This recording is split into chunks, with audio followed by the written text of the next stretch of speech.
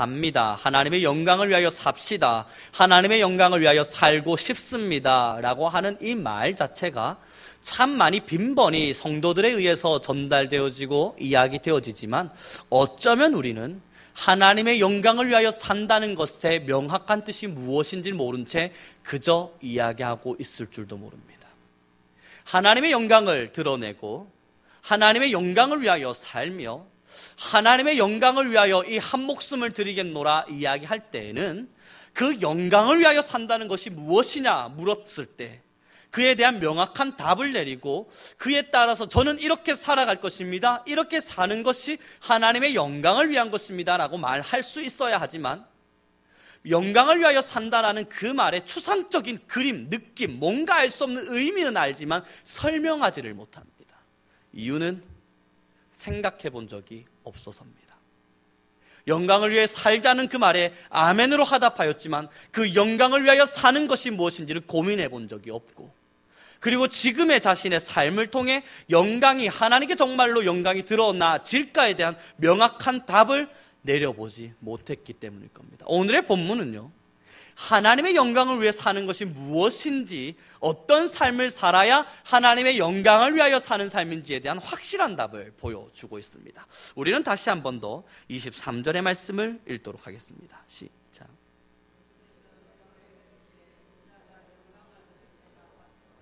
예수께서 대답하여 이르시되 인자가 영광을 얻을 때가 왔도다. 이것이 무엇을 이야기하냐면요, 이제 예수님께서 십자가에 못 박혀 돌아가실 날이 곧 다가왔음을 이야기합니다. 내가 이제 죽을 때가 되었구나. 그런데 이 말을 하신 배경이 굉장히 생뚱맞습니다. 22절, 20절과 21절, 22절의 말씀을 함께 읽도록 하겠습니다. 3절입니다. 20절, 21절, 22절의 말씀입니다. 시작. 명절에 예배하러 올라온 사람 중에 헬라인 몇이 있는데 그들이 갈릴리 베세다 사람 빌립에게 가서 청하여 이르되 선생이여 우리가 예수를 배우고자 하나이다 하니 빌립이 안드레에게 가서 말하고 안드레와 빌립이 예수께 가서 여쭈니. 이게 어떤 이야기? 명절에요. 20절에 이렇게 기록됩니다. 명절에 예배하기 위해서 올라온 사람 중에 헬라인이 있었답니다. 유대인이 아니고요, 헬라인, 이방인입니다. 예루살렘으로 예배하러 올라온 사람 중에 헬라인이 있었는데 그 사람들이 예수님이 보고 싶었어요. 그래서 빌립에게 찾아가서 우리가 예수님을 만나고 싶습니다 라고 말을 하자 빌립이 예수께 여쭙습니다. 예수님, 헬라인들이 예배하기 위해서 예루살렘 성전까지 올라왔고 그리고 나서 예수님을 뵙고 싶어 하는데 어떡할까요? 그랬더니 예수님이 하시는 말씀이 인자가 영광이 나타날 때가, 이제 인자가 영광을 취할 때가 되었구나. 그러면서 24절에 이런 말씀을 던지십니다. 함께 읽어보도록 하겠습니다. 시작. 내가 진실로 진실로 너희에게 이르노니 한 알의 밀이 땅에 떨어져 죽지 아니하면 한 알 그대로 있고 죽으면 많은 열매를 맺느니라. 우리 함께 생각을 해보죠. 예수님, 유대인들이, 아니요, 헬라인들이 예수님을 보고 싶어 합니다. 그러냐? 어디서 보자 그러느냐? 아니면 나 별로 보고 싶지 않은데 나중에 만나자 그러자. 이것이 원래 보통의 대화의 맥락입니다. 근데 빌립과 안드레가 찾아가서 예수님, 헬라인들이 예수님을 보고 싶어 합니다 라고 이야기하자 그에 대한 대답은 하시지 않은 채, 대꾸하지 않은 채 한 알의 밀알이 땅에 떨어져 죽지 아니하면 열매를 맺을 수 없나니, 예수 그리스도의 죽음에 대한 이야기를 하십니다. 전혀 다른 질문에 전혀 다른 대답을 하시죠. 이게 무엇이냐고요?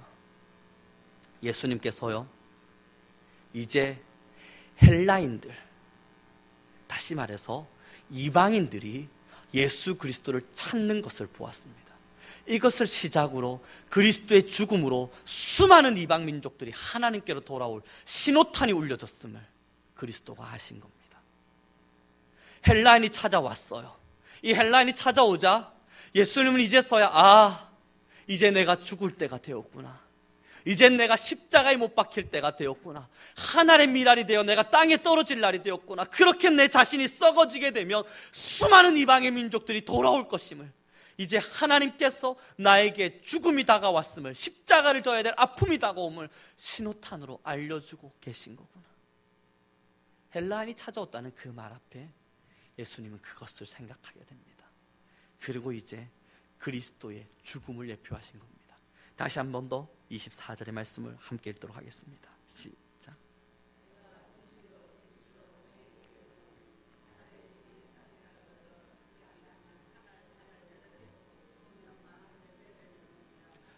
이제는 내가 하늘의 밀알이 되어 땅에 떨어져 썩어지겠노라. 이제는 내가 십자가에 못 박혀 죽어 수많은 열매를 맺는 자가 되겠노라. 그렇게 제자들에게 가르침을 주신 이후에 하늘을 우러러 기도하십니다. 하나님, 내가 아버지의 영광이 되게 하소서. 우리는 28절의 말씀 함께 읽어보도록 하겠습니다. 시작.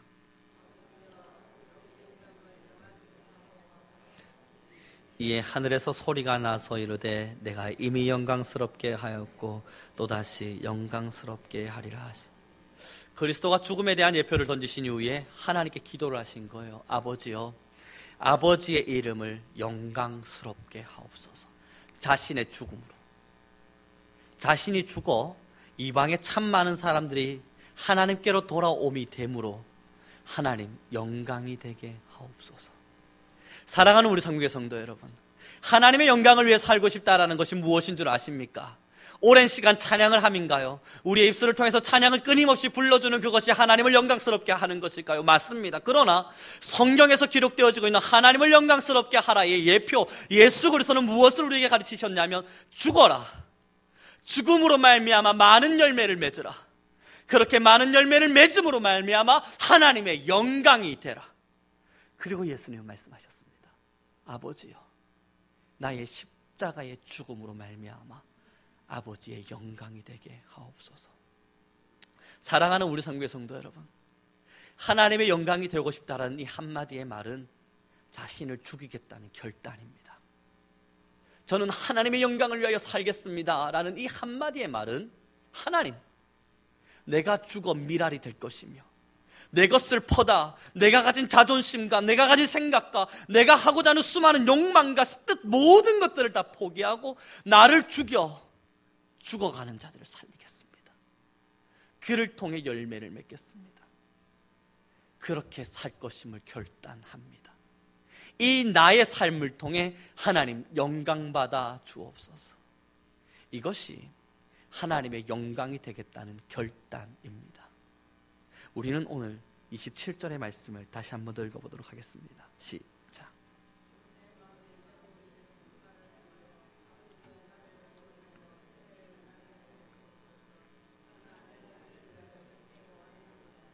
근데 27절의 말씀을 보면 우리가 나름대로 위로받을 수 있는 한 가지의 구절이 나타났습니다. 우린 이미 나를 죽이자, 나를 죽여 누군가를 살리자, 나를 희생하여 누군가에게 생명이 되어줘 보자, 내가 자신이 사라짐으로 말미암아 내 것을 채우고 내 것을 먹고 내 것을 가지고 나를 위하여 내 인생의 삶을 허비하는 것이 아니라 다른 사람을 위해, 죽어가는 영혼들을 위해, 혹은 아파하는 사람들, 슬퍼하는 사람들, 그러한 자들을 위해 나의 삶과 우리의 교회가 움직여보자 결단하면요, 이 심령 안에는 엄청난 갈등이 일어나게 됩니다. 내가 왜 굳이 그 힘든 길을 내가 왜 가야만 하는가? 그런데 예수님이 갈등하셨습니다. 지금 내 마음이 괴로우니 무슨 말을 할 것인가? 십자가 선상 앞에서 자신의 죽음을 알고 계신 예수 그리스도는, 이제 내가 곧 죽을 것이라는 걸 확신하신 예수 그리스도는 아파하셨습니다. 그러나 그 아픔을 이기고 결국 십자가를 짊어지셨죠. 사랑하는 우리 성교 성도 여러분, 신앙이라고 하는 것, 이 신앙 앞에 딱 서는 그 순간 우리는 이미 다 알고 있습니다. 우리가 죽어야 한다. 신앙 앞에 서는 그 순간 십자가를 바라보고 예수님처럼 우리도 이미 알고 있습니다. 내가 죽어야 영원히 산다. 내가 죽어야 하나님의 영광을 받는다. 내가 사라져야 수많은 사람들을 살릴 수 있다. 하나님은 나를 죽여 하나님의 영광 받고 싶어 하신다. 그걸 이미 우리는 다 알고 있습니다. 그러나 이 내면의 갈등이라고 하는 게 있는 거예요. 이 내면의 갈등, 이 수많은 갈등 속에서 왜 굳이 내가 힘든 것을 선택해야만 하는가에 대한 고민을 하기 시작하는 거예요. 그리고 모른 척, 못 본 척, 나는 몰랐던 척. 정말요? 정말 나를 죽여 하나님을 영광스럽게 하는 겁니까? 오늘 처음 알았네요. 그렇습니다. 저를 죽이게 노력해 볼게요. 그리고 일주일이 지나면요, 정말요? 나를 죽여서 예수 그리스도를 영광스럽게 하는 것이 우리 신앙인의 삶입니까? 아이, 몰랐네요. 열심히 살아보겠습니다. 그리고 또 일주일이 지나면요, 정말요? 예수 그리스도는 내가 죽어야만 영광스러운 것입니까? 그리고 나서 이 미랄의 이 말씀을 보게 되면 또 깨달은 척합니다. 새로운 것을 나는 깨달았노라. 그래, 내가 죽었어야 되는 것이었구나. 그런데 사랑하는 우리 성도 여러분, 이미 알고 계시지 않았습니까? 신앙은 나를 위해 사는 것이 아니라 주가 살리신 생명, 주를 위해 사는 것이라는 것. 하나님이 다시 주신 생명, 주가 내게 허락하신 삶을 따라, 주님의 명령을 따라 사는 것이라는 것. 이미 우리 다 알고 신앙의 길을 걸어가고 있지 않았습니까? 좁은 길을 걸어라. 좁은 문으로 들어가라는 그 말은 문만 좁을 것이라는 걸 이야기하지 않았다는 것. 신앙을 선택하는 것만 힘든 것이 아니라 문을 여는 그 순간부터는 모든 길이 다 좁을 거라는 것. 다 알고 우리는 신앙을 선택한 거 아닙니까? 그런데 좁은 문을 연 우리가 넓은 길을 꿈꿔요. 문은 좁은 문을 열었는데, 그렇습니다, 하나님, 주가 나를 살리셨으니 내가 주를 위하여 죽겠나이다. 주님께서 다시 주신 생명 주님께 드리겠습니다 하고 엄청난 핵심의 결과 속에 좁은 문을 열었는데, 그 좁은 문 속에 큰 길이 있기를 원합니다. 좁은 문을 열어놓고 넓은 길이 내게 펼쳐져서 탄탄대로를 걸어가기를 원합니다. 그러나 성경을 보십시오. 좁은 문을 열었으면 당연히 좁은 길인 겁니다. 그 문이 작으면 그 길 또한 작은 것입니다. 우리가 가야 할 신앙의 길이 무엇인 줄 아셨습니까? 죽는 겁니다. 내 욕심 채우고자 살고자 하는 그 마음 죽여서 다른 사람의 마음을 채워주는 것. 나의 배를 채울 수 있는 역량과 힘이 있다 한들 그것을 포기하고 다른 사람의 배를 채워주는 것. 나아가 수많이 죽어가는 사람들을 바라보며 슬피 울어줄 수 있는 마음을 갖는 것. 나를 위해 울 시간도 없는데 다른 사람을 위해서 어찌 울 수 있겠습니까? 많은, 그럼에도 불구하고 타인을 위해 울어주고 다른 사람을 위해서 기도해 줄 수 있는 너그러운 마음을 갖는 것. 그것이 하늘의 미랄이 됨이고, 그것이 그리스도가 우리에게 명령하셨던 삶의 모습이었고, 그렇게 사는 사람을 향해서 내가 이미 너를 통하여 영광 받았노라 하나님이 말씀하시는 겁니다. 우리는 다시 24절의 말씀을 함께 보도록 하겠습니다. 시작.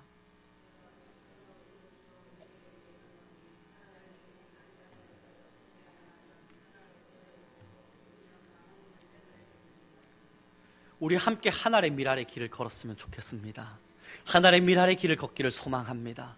함께 결단하시면서 하나님, 내가 하늘의 미랄이 되겠습니다 라는 마음을 먹어주시기를 간절히 소망합니다. 이것은 그래, 내가 하늘의 미랄이 되어서 땅에 떨어지면 내 삶에 어마어마한 열매가 열릴 것이야 라는 이야기가 아닙니다. 나는 죽는 거예요. 나는 없는 거예요. 나는 사라진 거예요. 나는 없어져 버렸어요. 근데 그 열매는 다른 거예요. 또 다른 나무가 자라고 또 다른 열매가 맺는 것입니다. 사랑하는 우리 성교 성도 여러분, 교회를 배를 채우는 것은 굉장히 쉽습니다. 나아가 그러나 교회에서 무언가를 나눠주는 것은 굉장히 어렵습니다. 뿐만 아니고요, 하나님 나의 삶을 축복하옵소서 기도하는 것은 굉장히 쉽습니다만, 하나님 내 것을 가져다가 저자를 나눠주게 하옵소서, 그것은 참으로 어려운 기도입니다. 그뿐만이 아니라 하나님, 나는 나로서의 삶을 살고자 하지 않습니다.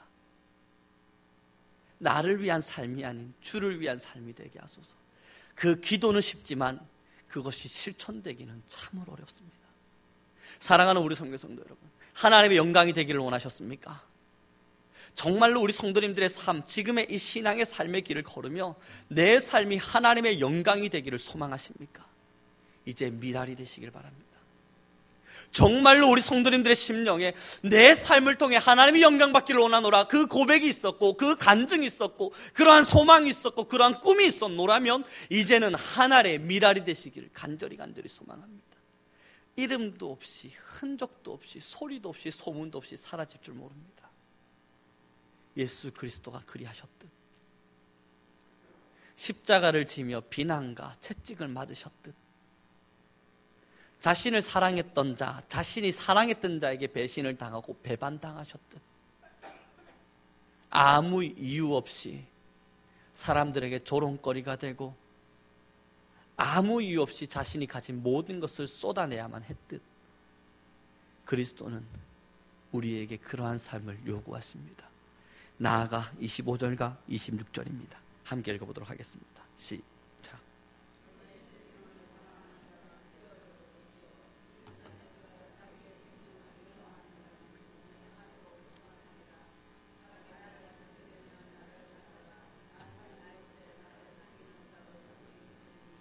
사람이 나를 섬기면 내 아버지께서 그를 기히 여기시리라.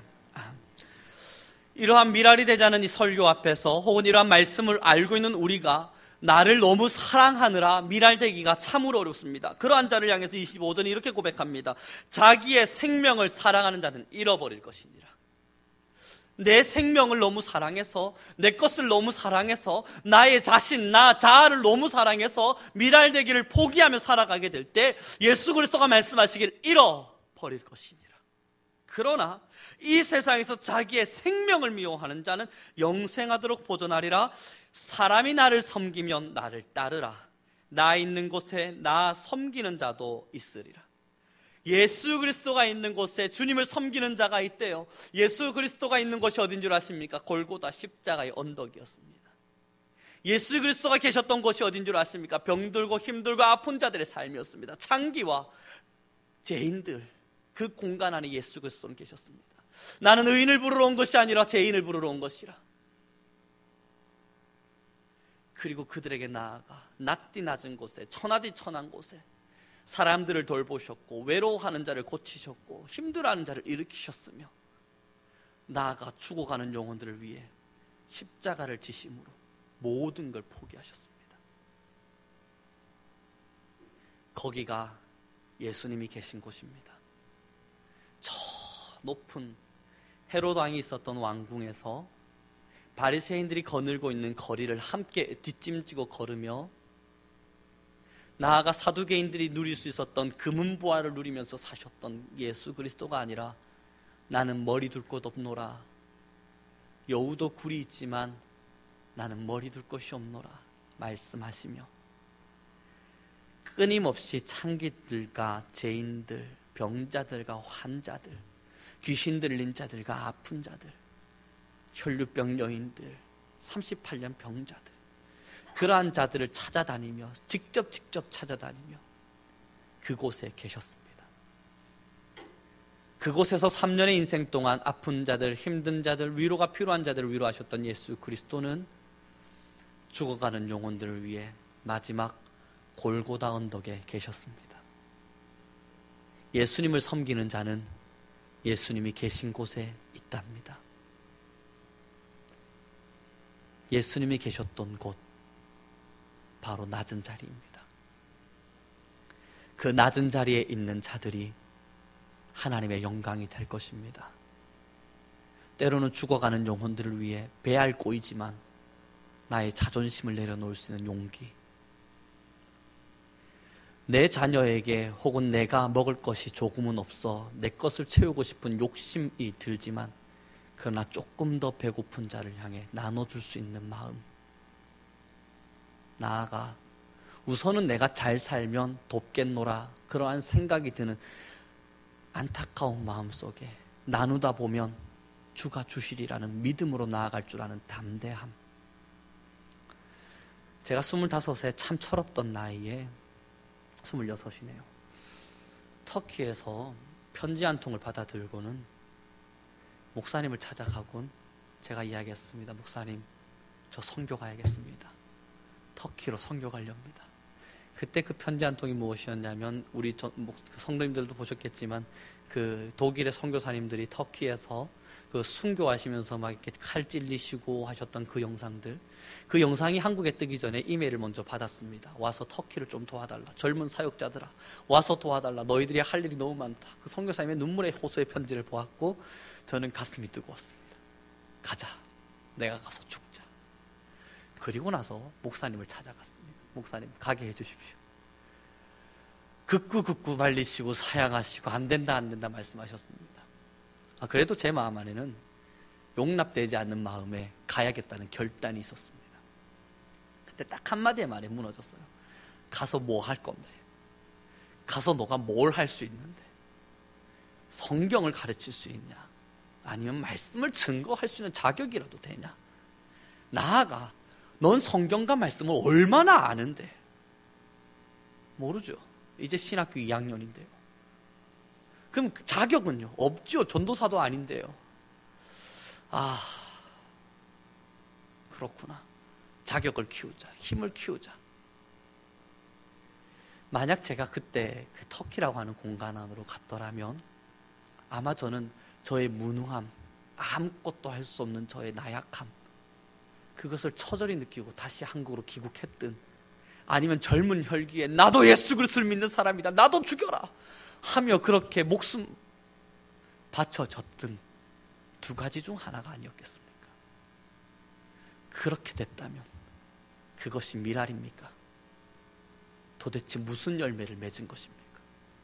죽었지만, 혹은 거기서 헌신되어졌지만 아무런 열매 맺지 못한, 아무런 땅에 심겨지지 못한 그저 헛수고의 인생이었을 것입니다.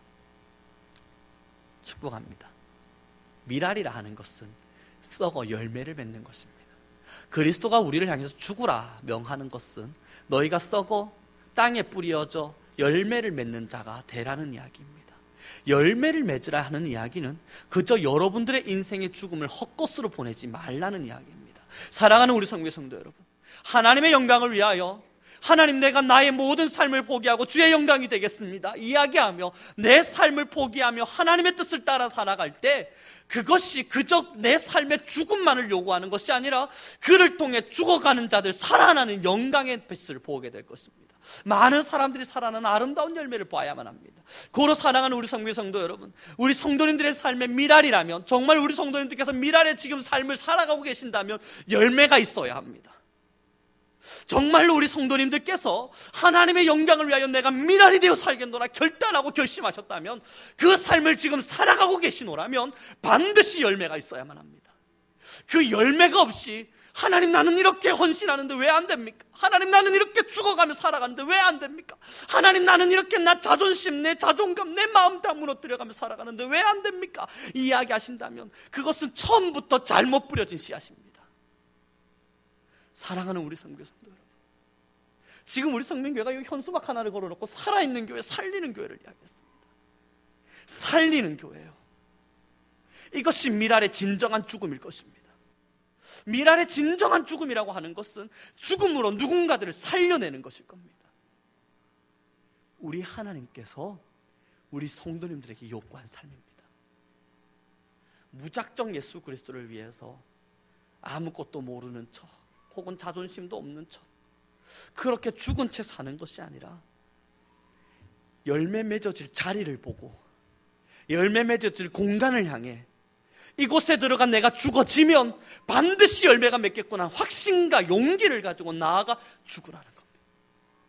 아무 땅에 가시밭, 아무 땅에 떨어져서 씨앗이 뿌려지는 것이 아니라, 보시라고요, 내가 도대체 어느 삶의 터전 안에 들어가 열매를 맺어야 할지, 지금 내가 섬기는 이 구역의 헌신인가, 지금 이 예배당에서 예배하는 헌신인가, 나아가 죽어가는 내 친구를 위함인가, 나아가 내가 지금 전도하는 이 입술을 듣고 싶어하는 길거리의 수많은 영혼들인가, 그 모든 것들을 고민하신 채 내가 저기서 나 자신을 죽여가며 열매를 맺으리라 결심함으로 나아갑니다. 그때 하나님은 우리 성도님들의 삶을 통해 반드시 영광 받으실 것입니다. 말씀을 마무리 짓도록 하겠습니다. 우리는 예수님처럼 사는 것, 그것이 우리의 삶의 목표입니다. 예수님은 우리에게 십자가의 죽음의 삶을 말씀하셨습니다. 내가 죽어 너희를 살렸듯 너희는 죽어 다른 이들을 살리라. 제자를 삼으라. 그들에게 성령으로 물로 세례를 주라. 예수 그리스도가 그러한 죽음의 삶을 사셨을 때 하나님은 그리스도를 통하여 영광 받으셨습니다. 하나님의 영광의 삶을 살고 싶으신가요? 하나님의 영광 삶을 내가 살기를 원하노라 날마다 고백하고 계시노라면 고민하시고 생각하십시오. 오늘의 내가 죽어 주의 영광이 되리라. 오늘의 내가 십자가의 달림으로 하나님의 영광이 되리라. 기도하겠습니다.